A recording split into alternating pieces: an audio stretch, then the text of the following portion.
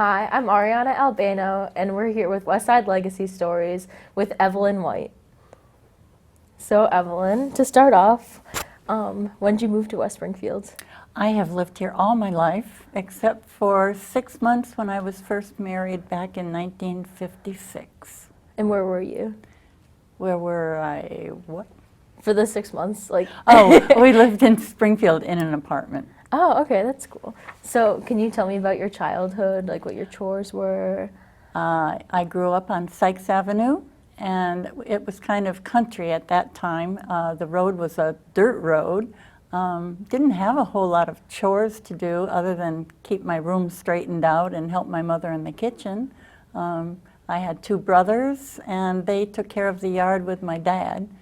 We did live near people who had animals, so that was always a fun thing. There were chickens and cows and horses, so we had those things to grow up with.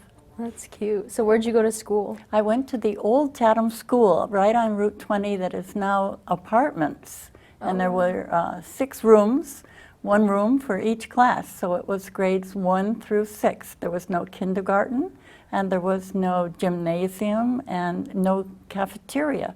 So anyone who lived far away and couldn't walk to school had to bring a lunch with them. Oh, wow. So one of the teachers had to stay in the class, one of the classrooms where everybody would have their lunch. So, you got to go home for lunch? No, I would go home with a friend who lived nearby who was a walker. I had to take the bus from Sykes Avenue because it was too far to walk. Oh, wow, that's cool. That was definitely different from today. Yes. What about growing up? What middle school did you go to? There was no middle school. Oh. We had junior high school. After 6th grade, we went to junior high for 7th, 8th, and 9th grade. Okay. And then we went to the high school that is now on the corner of Park Street. All right. And can you tell me a little bit about the high school? Any changes you noticed from this one, from that one? Oh, major Oh, I know. changes, major changes, yes. The new schools have so much more equipment and things for you to learn with that we did not have. And what about the classrooms? Have the sizes changed or When I was in grammar school, there were 30 children to the classroom with 1 teacher, and you could hear a pin drop when she was in the room. And what are your best memories from school or high school? I like school because I lived so far away from everybody out on Sykes Avenue. This was when I saw my friends, so I enjoyed going to school. And do you have any memories about, I know you mentioned band before, do you want to talk about that? Yes, in the junior high school, I learned to play the French horn and stayed with the horn all through junior high and high school. And I still play the French horn in a community band. Wow, that's crazy. So, what did you want to be when you grew up?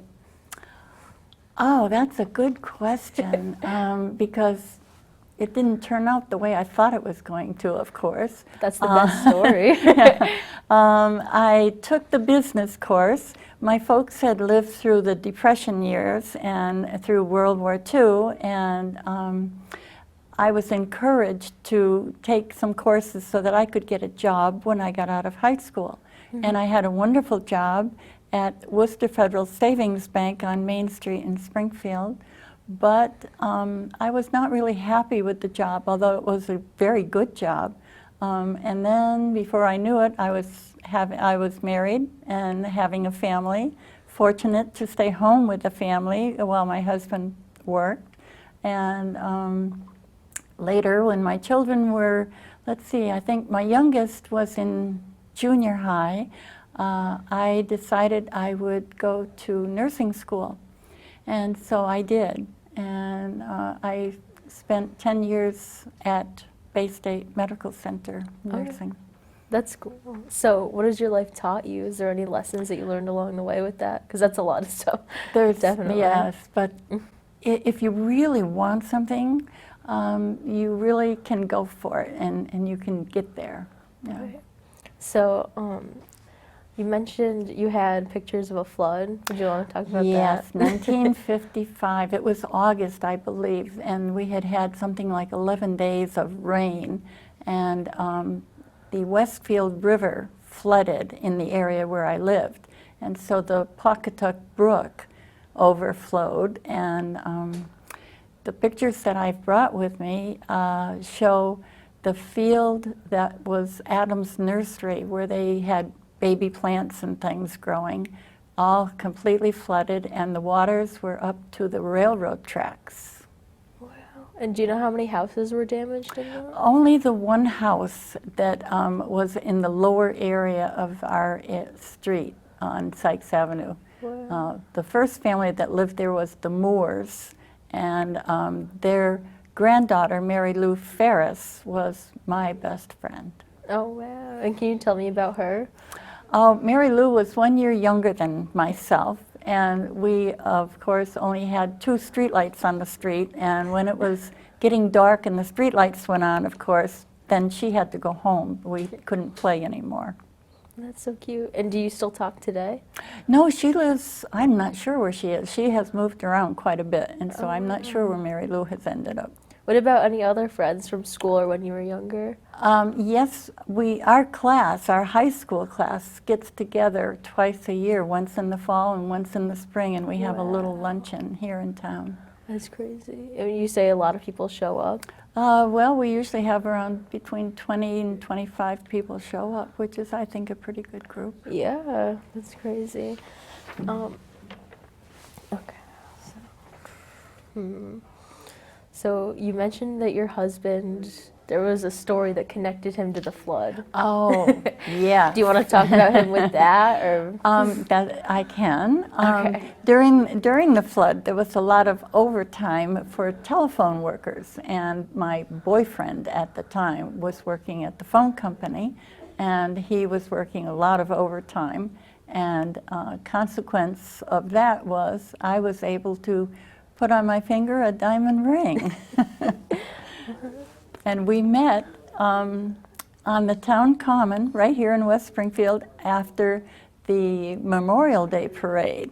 Wow. And our uniforms were wool, and they were hot, and it was a hot day. And so I'm standing there sweltering, and I hear a voice say, "Go ahead, ask her, go ahead, ask her." And so pretty soon this fellow comes around and he says, "Hi, you want to go up to Hamden Ponds?" Oh. And that was the beginning. And how old were you? Well, I was a senior. Oh, wow. Yeah. That's so cute. Oh, my gosh. Okay. That's so cute. So did you guys have any children? Yes, we have 3 daughters. Everybody is all grown up now. Oh. Our oldest daughter is going to be 60 this year. Wow. We have 3 daughters, all married. We have 6 granddaughters and grandchildren, and we have 4 great-grandchildren. Wow. And are any of them still in town? One daughter still lives in town, and it's Patty Bissett, and she also is known as Peppermint Patty. So a lot of people know her as a clown. Oh my gosh, that's so cute. And who are your relatives that you remember the most? Well, lately I've been doing genealogy, so of course grandparents come into the picture. And of course I remember our parents, of course. That's cool. So what about your children? Is there any memories you have of them in town growing up? Well, they all played in the band also, so obviously music has been a big part of our family life. Legacy, yeah. That's cool. And what about like any family stories or jokes you guys had together? Oh, you don't want to hear some of those. Why not? I'd have to think about that. Yeah. Well, take your time. It's okay. We can come back to it too. Or okay, maybe you can talk about. Well, my youngest daughter, I just happened to remember because right now we're getting loads of crows in our yard, and we put our youngest daughter out into the yard to play outside for a while, and pretty soon, without waiting 2 or 3 minutes, she was back at the back door wanting to come back in. I said, "No, it's a nice day. You can play outside." She said, "I can't play out there." She said, "There's vultures in the trees." And it was a whole tree full of crows. Oh my gosh, that's crazy. So just to like reflect on your life, can you tell me the happiest moment? Oh, I've had many, many happy moments. That's good. Yeah, yeah. happy childhood. We had a lot of fun playing in the brook. We played in the woods. We played out in the pasture. So it was a good place to grow up out in that area. And I've been married for, it will be 61 years this year. And all the children are healthy, grandchildren are healthy, and so we have many blessings. Oh, that's so cute. And what are you proudest of in your life? Ooh. I think when I went to nursing school, because I think I was 38 years old at the time and had not been in school for a long time. So coming home and doing homework and then making supper for the family and so forth, and graduating tops of my class, I thought that was an accomplishment I was very proud of. That's amazing. It's definitely hard to go back. Yes, it is. That's cool that you did it for yourself, though. Yes, I did. I really like that. The career change is very inspiring. Is there any other careers that you wanted to talk about, like jobs you had while you were growing up? Or? I did a lot of different things. Before I was able to get a real job, I did housework, I remember, for a lady up on Poplar Avenue. And I did ironing and vacuuming, and when I think about it today, it's one of those things I would rather not do. Right. And babysitting, of course. And at that time, down the street, one of the families had a very large family, I think like around 6 children, and I would babysit for $1 an hour. Wow. That's definitely different. That's cute, though. I like that. Okay, let's see. Something else. So you talked a lot about your husband, but is there anyone else you want to talk about? You mentioned your grandparents, maybe like aunts, uncles, relatives that stuck out to you? Well, I had a set of grandparents that lived in New Jersey. And so in the summertime, it would be a chance to go down and stay and visit with them for a while. So it was a different, much different, because it was city life, and I was so used to being in the country. So it was different for me, and I enjoyed being there and made new friends down there. And they all had these funny accents, you know, living in New Jersey. They talked very different from what we'd expect ourselves to sound like. Right, wow. What about any other events? You mentioned the flood, but anything else that's significant in your life? Well, we had some major snowstorms and ice storms when I was younger. I remember a crust on the ice that was so thick that you could actually put on a pair of skates and skate on top of the ice that had formed on the snow. And it was pretty awesome. Just outside your house? Yes. Yeah, wow. yeah. Oh my gosh, when was that? Oh, that must have been back in the 40s, okay. 1940s. Wow. Yeah. That's crazy. So do you have any like post-war stories or? Well, I had 2 uncles that were in the Navy, so I do remember them in their uniforms. I also remember I have a grandmother on my dad's side who drove a car, which was kind of unusual for the 1940, early 40s for a woman to be driving. And her husband was a train engineer, and he would never drive anything that wasn't on tracks. So she was the driver for the family car. And when the war ended, I don't know why I was with her, but for some reason I was with her, and she put me in the car and she drove around town honking the horn, which I was very young at the time, and so I didn't realize the significance, how great a thing it was. But my grandmother never did anything like that, so it was out of the ordinary. Oh, that's cool. Is there any other stories about that, or maybe memories of that? Well, I do remember, I know you had mentioned earlier of someone else that was interviewed that mentioned rationing, and I do remember you could only get a certain amount of sugar or gasoline.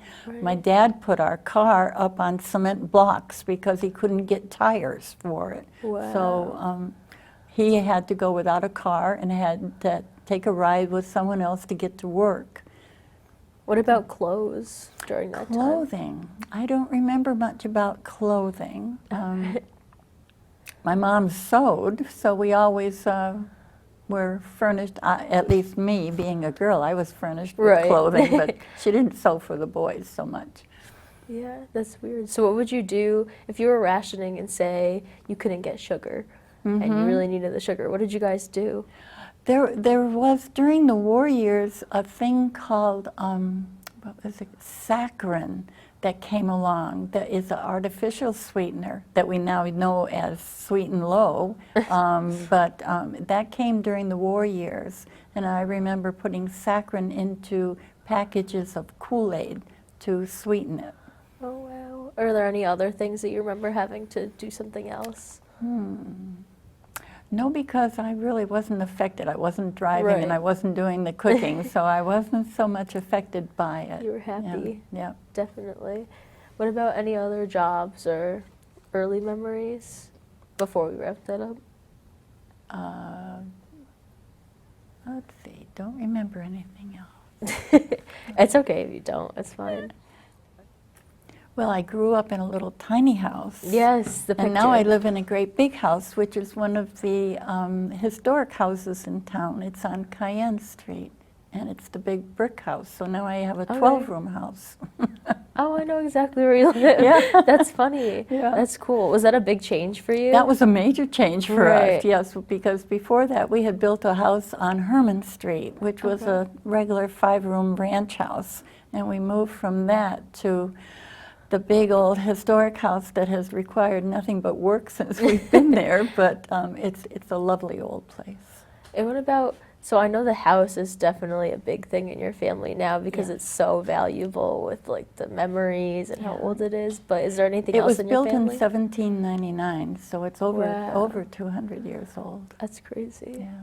Is there anything else in your family that you're going to pass down or has that like historical significance? Because the house is definitely a The great house, yes. The house is pretty special. No, but probably none of our children are going to want to live in the house because they all have their own homes. Right. And so I'm quite sure that it will pass to someone else. Hopefully that they will appreciate it and take care of it too. Oh. So, is there anything else that you'd like to talk about that we didn't get to? Well, no, let's see, except school was maybe a lot different than school is now Right. for you people, yeah.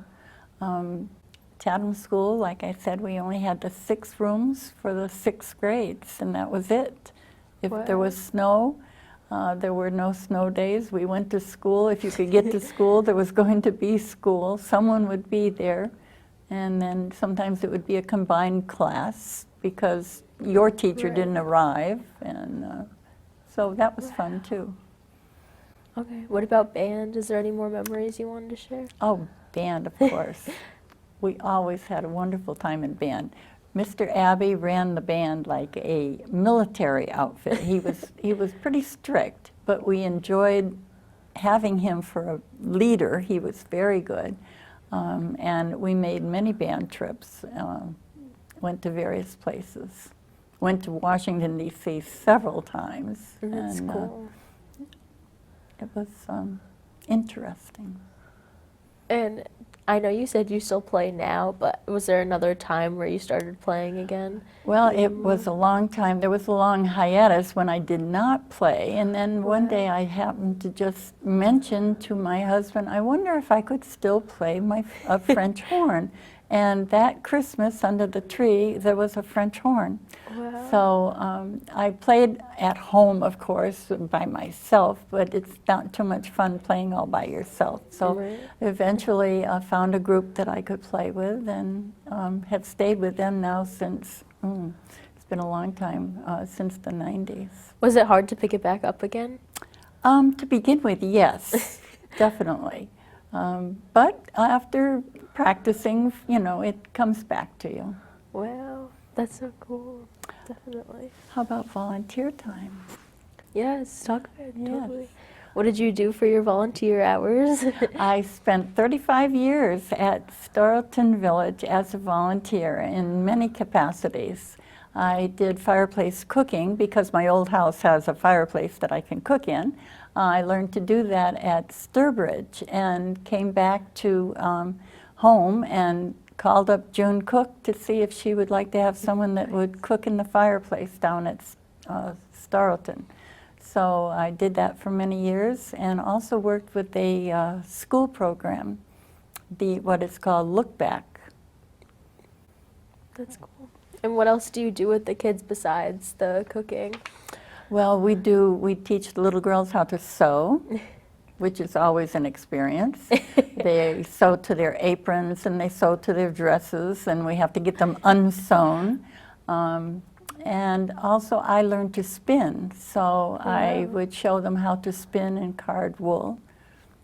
That's cool. And nowadays I am making lace, and I demonstrate making bobbin lace at different events. My husband and I do French and Indian War reenactments. Oh my gosh, that's crazy. Where do you do that? Well, we're invited. We belong to a group, and we're invited to historic places like Crown Point, Fort Niagara, Fort Number 4 in Charlestown, New Hampshire, historic places. Wow. And what about volunteer work when you were younger? What did that look like for you? Oh, I'm trying to think, what did I do? I don't recall volunteering when I was younger at anything particular. What about in school? Your grades, were they good? My grades were average. Some grades were better than others, but most of the time I was on the honor roll. Oh wow, that's more than average. Well, some classes weren't as good as others. I was trying to remember. I had trouble when I was taking stenography, shorthand. Yeah. That was interesting.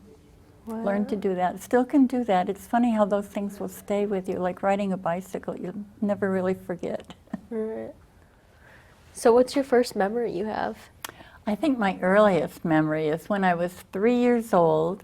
I was in the back seat of my grandfather's car, and I was told we were going to be moving from Hamden Street to Sykes Avenue, which I had no idea at 3 years old where that was. And as we approached Sykes Avenue from the Dewey Street area and started going down the hill, the whole little valley there was filled with fog, and my grandfather said, "Oh, we're going into Frog Hollow." And so all I could remember and think of at my age was, I'm going to be living in Frog Hollow. And we did catch a lot of pollywogs in our backyard. We had a swampy area where we caught pollywogs in the springtime. What about any other memories? I know you mentioned something about a brook. Oh, the Pawcatuck Brook. It was kept very nicely because people would trim the areas by the side of the brook, and so it was very easy to get to the brook.